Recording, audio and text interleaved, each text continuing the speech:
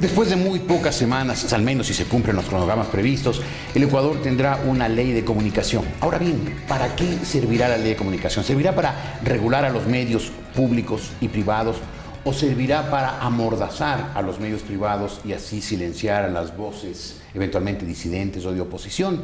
Ese es hoy el cuestionamiento, la idea y la polémica que hay en el país. Diversos sectores están opinando ciertamente sobre el contenido que debe tener esa ley de comunicación, entre ellos los sectores privados, los sectores ciudadanos organizados. Me refiero concretamente a la Corporación de Participación Ciudadana, cuya directora, la doctora Rudy Hidalgo, es esta mañana aquí con nosotros. ¿Cómo está, doctora? Buenos días. Buenos días, muchas gracias. Hay quienes sostenemos que la mejor ley de comunicación es la ley que no existe, pero en el caso del Ecuador, por el mandato constitucional, tiene que haber.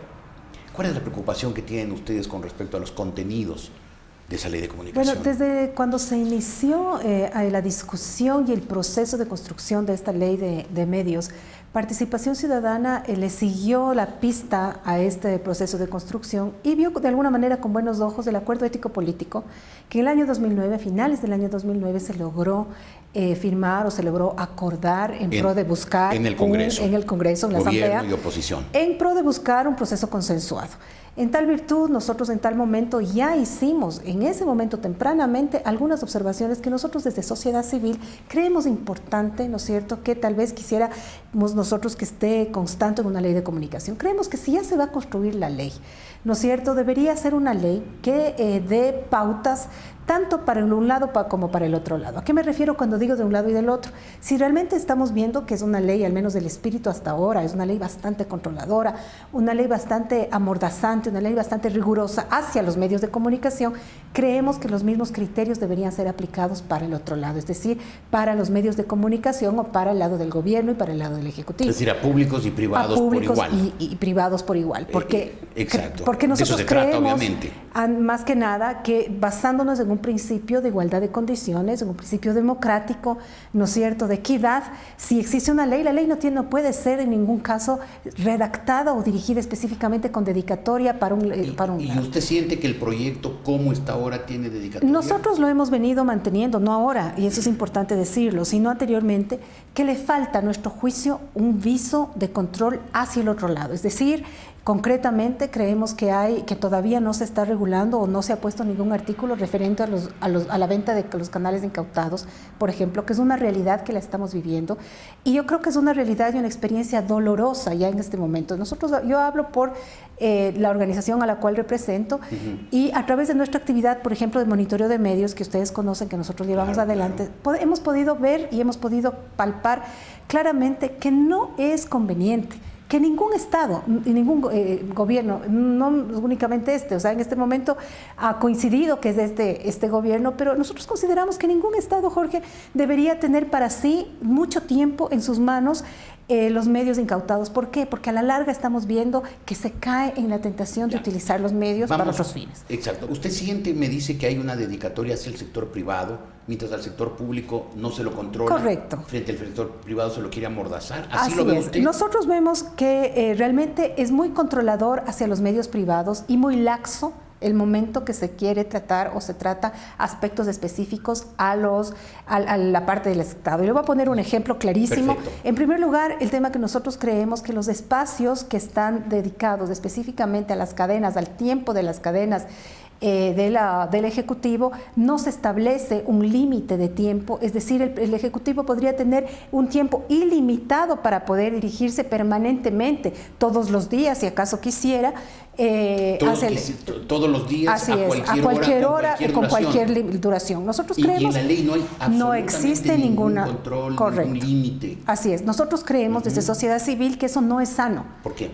Porque de alguna manera puede ser utilizado en la cadena no como debería ser, es decir, no como un espacio para informar gestión y no como un espacio para hacer rendición de cuentas, sino un espacio para hacer proselitismo político, que es lo que actualmente nosotros estamos viendo y que muchas veces las cadenas son utilizadas inclusive específicamente para atacar ciertas personas que son identificadas como enemigos del régimen en determinado momento. Entonces, eso falta, nosotros eso falta en la creemos ley, que debemos, tipo de límite y control. Debería haber un tipo de límite y control absolutamente claro. Ahora, los medios públicos, me refiero a los canales que no son del Estado, lamentablemente, sino son del gobierno, que los utiliza el gobierno, ¿tampoco tienen algún control? ¿O si hay, por lo menos a ellos, un control equivalente al control de los medios privados? No hay un control equivalente. Lo que se habla, el proyecto de ley específicamente, es en lo que yo creo que todos estamos de acuerdo, que es el control de contenidos con respecto a programas que promuevan sexo,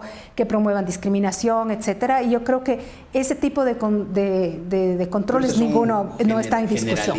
Pero no encontramos, al menos nuestra visión es que no encontramos iguales posibilidades de control que se está tratando de inculcar para los privados como para los públicos. Más allá, además del tema del Consejo de Regulación, que yo creo que es un tema que a nosotros también nos preocupa, que hemos dado la posibilidad de poner nuestras observaciones con respecto a la conformación y a las actividades y a las responsabilidades del Consejo. ¿Qué proponen específicamente ustedes? Nosotros creemos que debe ser una conformación plural, que si bien el Ejecutivo podría tener una persona, no podría en ningún momento tener más de un representante. Una persona tomando en cuenta que de alguna manera forma parte del Estado y siendo que es ejecutivo. Y como está el proyecto está específicamente contemplado una presencia importante del Estado, porque una presencia importante o una del presencia ejecutivo dominante. Dominantes nos parece es decir, a nosotros. El Consejo de Regulación ahorita finalmente respondería, según ven ustedes, a los intereses políticos del gobierno. Sí, y nosotros creemos que eso es lo que hay que evitar, caer en las viejas prácticas políticas de que un grupo específico, cualquiera que sea, tenga la posibilidad de controlar este Consejo. Claro. Nosotros creemos que este Consejo debe ser plural. ¿Y plural por qué, Jorge? Porque yo creo que este tipo de Consejo debe ser y debe nacer independiente. Claro, por supuesto. Y si no nace independiente, sus leyes o las normativas que ellos emitan o las resoluciones que emitan, va a estar sesgado de todas maneras con la presencia del grupo que esté prominente o predominante. Hay un tema, una expresión clave en esa ley que es el de la responsabilidad ulterior. En ese tema, ustedes notan primero que esa responsabilidad ulterior no es un pretexto para amordazar a los medios privados y que la responsabilidad ulterior se aplica tanto a los medios privados como a los públicos. Respecto a responsabilidad ulterior, nosotros creemos que debe regularse bien. Primero establecerse, si se va a tocar ese tema, a la luz de los dictámenes y de la normativa internacional, ¿qué se entiende por responsabilidad ulterior?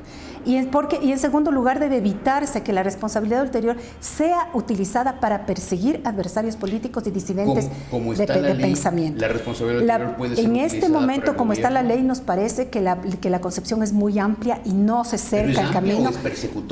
No es persecutoria, pero es demasiado amplia a nuestro criterio, de manera que una amplitud tan grande tampoco es buena y debe ser controlada, debe ser un poquito más, debe blindar la libertad de expresión. Y nosotros creemos que tal como está, podría caer en la posibilidad de que se persiga o que pueda estar en peligro el pensamiento de aquellas personas que disienten del pensamiento del Ejecutivo. Y en general, en su conjunto, este proyecto de ley de comunicación del gobierno es un proyecto de ley que garantiza la libre expresión, que garantiza el pluralismo, que garantiza el control para evitar excesos por parte de los medios, o es más que nada un instrumento para que el gobierno maneje la opinión pública según sus cálculos políticos. Nosotros tememos que la ley de comunicación sin cambios, es decir, tal cual como fue la presentada inicialmente y la redactada por la Comisión Especial, estoy hablando desde hace tiempos, no la propuesta que hacen los grupos ahora de otros sectores, podría caer, desgraciadamente, si es que es tal cual llevada o se discute o se lleva a ejecutar así, podría caer en una ley que llegue a amordazar y que llegue más que nada a atacar la libertad de prensa. Y nosotros creemos que en un país que quiera ser democrático debe haber libertad de prensa, porque, Jorge, la libertad de prensa realmente asegura el derecho de información a los ciudadanos. No se está defendiendo los medios, se está defendiendo el derecho ciudadano a ser informado y, por otro lado, el derecho que tiene el ciudadano de tener varias posiciones y varias posturas, conocerlas y poder ejercer su derecho de deliberancia. Doctora, finalmente y muy sucintamente, ¿usted siente que hoy en el Ecuador la libertad de expresión está en peligro?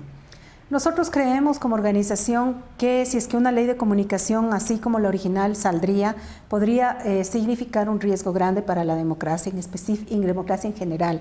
Porque como le comentaba, nosotros creemos que la libertad de expresión es una garantía que el ser humano en el mundo en general y específicamente, particularmente en el Ecuador, tiene que tener para poder ejercer sus derechos. Si es que no tiene libertad de expresión y no tiene posibilidad además de conocer y de disentir, ¿no es cierto? Ese va a ser un problema en términos democráticos, porque de todas maneras va a significar que los espacios en donde la ciudadanía puede expresarse van a ser cada vez menos y obviamente vamos a estar arriesgándonos a tener un pensamiento único, pero desgraciadamente los pensamientos o las personas pueden callarse, las leyes pueden salir atentatorias contra la libertad de expresión, pero el pensamiento es libre y el pensamiento seguirá germinando en cualquier espacio del país. Muchas gracias. Muchas gracias. La doctora Rudy Hidalgo, directora de la Corporación de Participación Ciudadana, hablando sobre la libertad de expresión y sus potenciales peligros.